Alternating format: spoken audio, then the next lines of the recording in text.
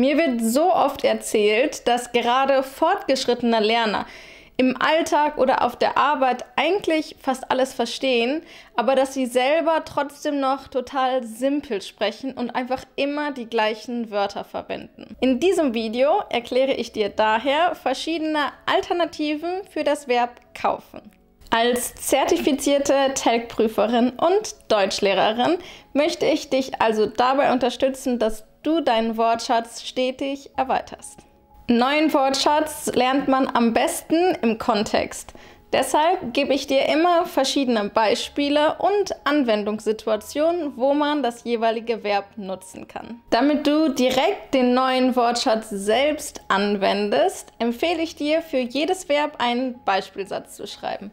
Und falls du zwischendurch noch Fragen hast, dann schreib mir gerne einen Kommentar.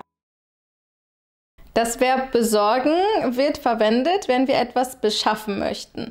Meistens, wenn wir irgendwo anders hingehen und dort etwas kaufen. Ich muss mir in der Drogerie noch neues Shampoo besorgen. Ich muss unbedingt noch ein paar Lebensmittel besorgen, bevor die Supermärkte über die Feiertage schließen. Kannst du mir eine Zeitung besorgen, wenn du zum Kiosk gehst? Du siehst, es kann sich um ganz unterschiedliche Dinge handeln, die wir kaufen. Wenn man mehrere Sachen, vielleicht auch in unterschiedlichen Geschäften kauft, dann kann man auch sagen, ich muss noch einige Besorgungen erledigen. Es existiert also auch das Substantiv die Besorgung bzw. im Plural die Besorgungen. Ein Kauf tätigen ist ein sehr formeller Ausdruck für etwas kaufen bzw. für einen Kauf abschließen.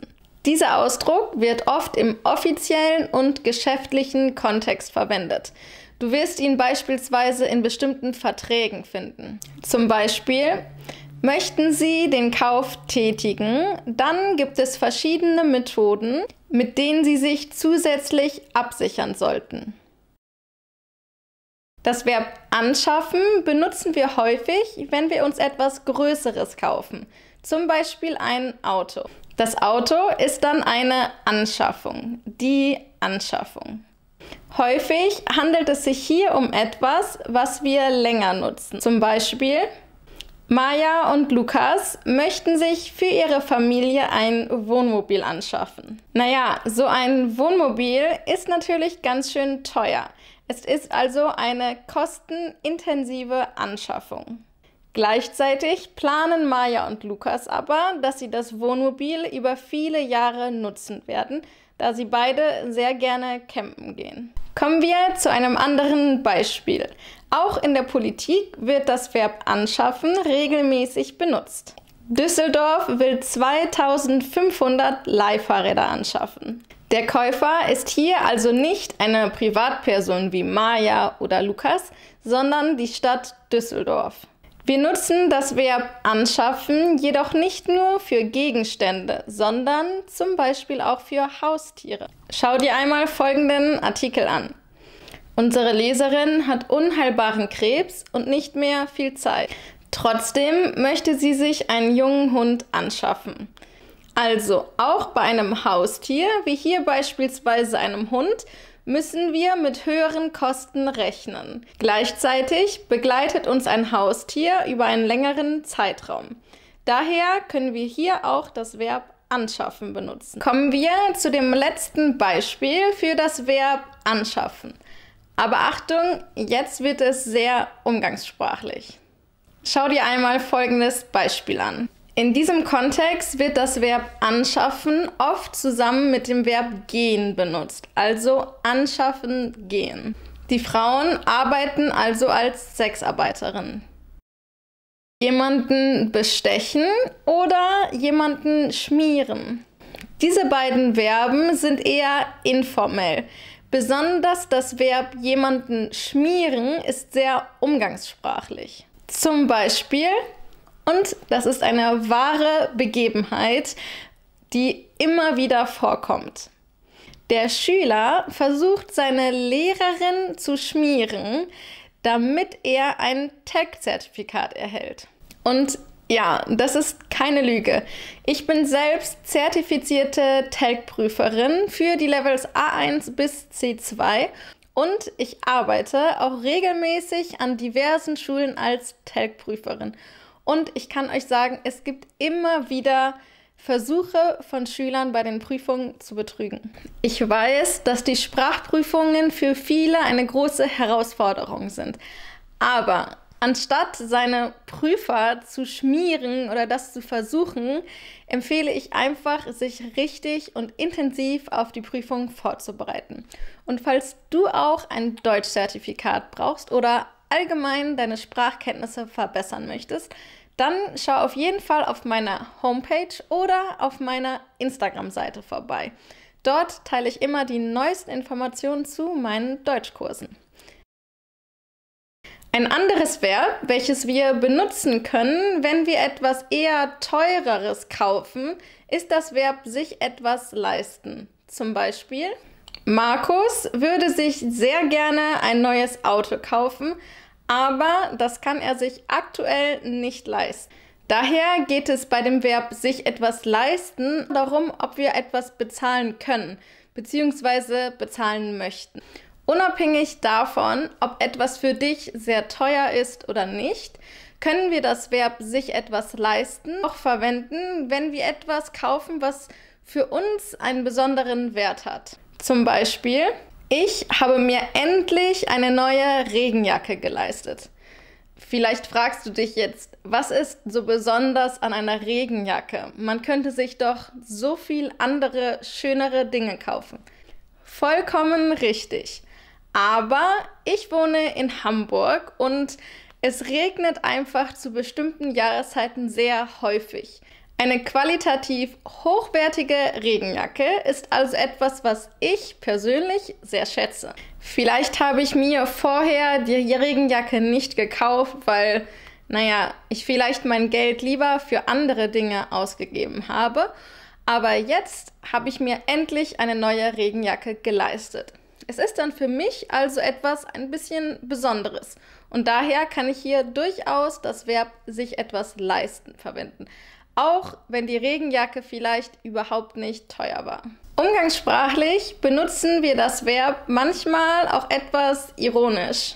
Zum Beispiel, heute habe ich mir eine Pizza mit extra Käse geleistet. Ich mache hier also vielleicht einen kleinen Witz darüber, dass ich 50 Cent mehr bezahlt habe, um, extra Käse auf die Pizza zu bekommen. Hier stellt sich also bei mir nicht ernsthaft die Frage, ob ich den Käse, also den Aufpreis, bezahlen konnte, sondern ich möchte eher betonen, dass ich mir etwas gegönnt habe. Ich habe mir also etwas Besonderes gekauft. Zu dem Verb gönnen kommen wir später nochmal. In diesem Beispiel mit der Pizza könnte man auch sagen, ich habe mir eine Pizza mit extra Käse geholt.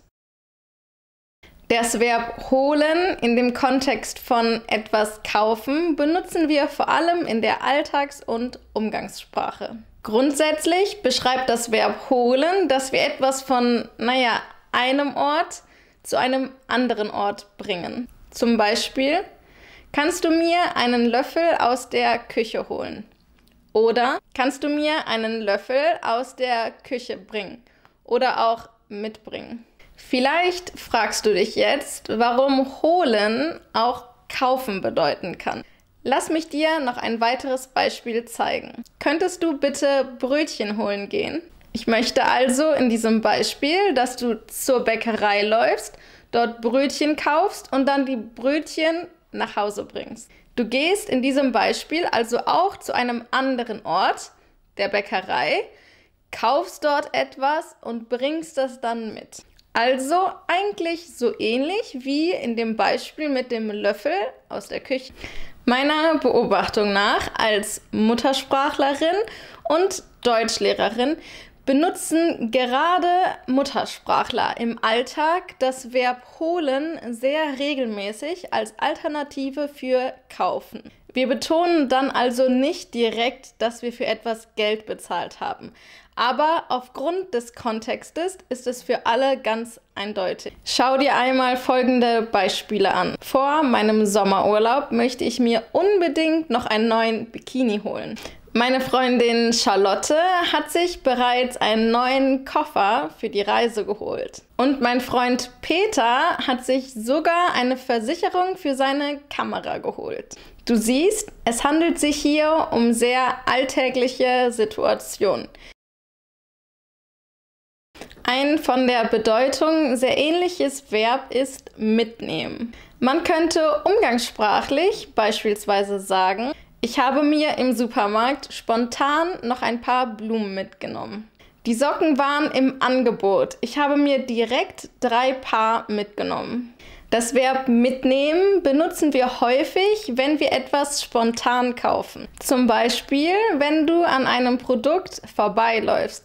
Es ist vielleicht gerade reduziert oder du stehst zum Beispiel an der Kasse und dann auf einmal lacht dich der eine Schokoriegel total an. Und du entscheidest dich ganz spontan, dass du den Schokoriegel noch mitnimmst. Das Verb buchen verwenden wir häufig bei Dienstleistungen und Tickets. Zum Beispiel: Ich habe bereits den Flug für meinen Sommerurlaub gebucht. Ich sollte zeitnah noch die Übernachtungen im Hotel buchen. Bestellen verwenden wir häufig, wenn wir etwas online kaufen. Zum Beispiel: Ich habe mir gestern Abend eine Pizza bestellt, weil ich überhaupt keine Lust zum Kochen hatte. Man kann Essen zwar am Handy in einer App bestellen, aber in vielen Restaurants kann man auch einfach direkt anrufen. Dann bestellt man also etwas am Telefon. Hier würden wir also auch das Verb bestellen verwenden. Das Verb finanzieren benutzen wir vor allem, wenn wir etwas sehr Teures kaufen, wenn wir also sehr hohe Kosten begleichen müssen. Zum Beispiel: Wir werden das neue Auto mithilfe der Bank finanzieren. Wir werden also einen Kredit aufnehmen. In dieser Situation übersteigt also der Preis von dem Auto vielleicht das, was ich gerade an finanziellen Mitteln besitze. Ganz allgemein könnte man also auch sagen, dass finanzieren bedeutet, dass man finanzielle Mittel für etwas bereitstellt. Das kann also auch für jemand anders sein. Beispielsweise: Der Mann verkauft sein Auto, um das Studium seiner Kinder finanzieren zu können. Oder hier noch ein anderes Beispiel aus der Politik. EU-Kommission finanziert ein Dutzend Löschflugzeuge.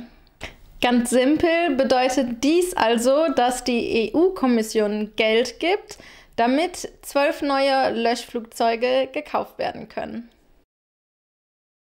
Sich etwas zulegen bedeutet umgangssprachlich, dass wir uns etwas anschaffen. Zum Beispiel etwas, was wir uns schon lange wünschen. Für den Sommerurlaub möchte ich mir noch ein paar neue Kleidungsstücke zulegen. Sie hat sich endlich ein neues Smartphone zugelegt, da ihr altes überhaupt nicht mehr funktioniert hat. Shoppen ist eher informell und beschreibt vor allen Dingen die Aktivität. Also die Aktivität, dass wir einkaufen gehen. Zum Beispiel: In Hamburg kann man sehr gut shoppen gehen. Meine Freundin Miriam shoppt für ihr Leben gerne. Das Verb shoppen benutzen wir also häufig, wenn wir einen gemütlichen Einkaufsbummel machen. Das bedeutet, dass wir uns vielleicht mit Freunden unterschiedlichste Sachen in diversen Geschäften anschauen. Hier steht also die Aktivität im Vordergrund. Es ist gar nicht so wichtig, ob man am Ende dann wirklich etwas gekauft hat oder nicht. Vielleicht als kleiner Unterschied: Wenn ich sage, ich möchte noch ein Bikini besorgen, dann habe ich wirklich die feste Absicht, dass ich ein Bikini kaufen möchte. Vielleicht, weil ich dringend einen neuen Bikini brauche. Wenn ich aber einer Freundin vorschlage: Lass uns doch zusammen Bikinis shoppen gehen, dann könnte man das auch so interpretieren, dass ich vielleicht gar nicht so die direkte Absicht habe, ein Bikini zu kaufen, sondern hier betone ich vor allem die Aktivität. Auch wenn du Online-Sachen kaufst, kannst du das Verb shoppen benutzen. Zum Beispiel: Ich shoppe lieber online. Das finde ich angenehmer und stressfreier. Sich mit etwas eindecken. Wenn wir uns mit etwas eindecken, dann kaufen wir häufig größere Mengen. In manchen Situationen könnte man auch sagen, dass wir uns einen kleinen Vorrat anlegen. Ich war am Wochenende im Pralinenladen und habe mich jetzt so richtig mit Schokolade eingedeckt. Die nächsten Monate muss ich erstmal keine neue Schokolade mehr kaufen. Ein anderes Beispiel. Hey, brauchst du etwas vom Supermarkt? Nein, danke. Wir sind gut mit Lebensmitteln eingedeckt.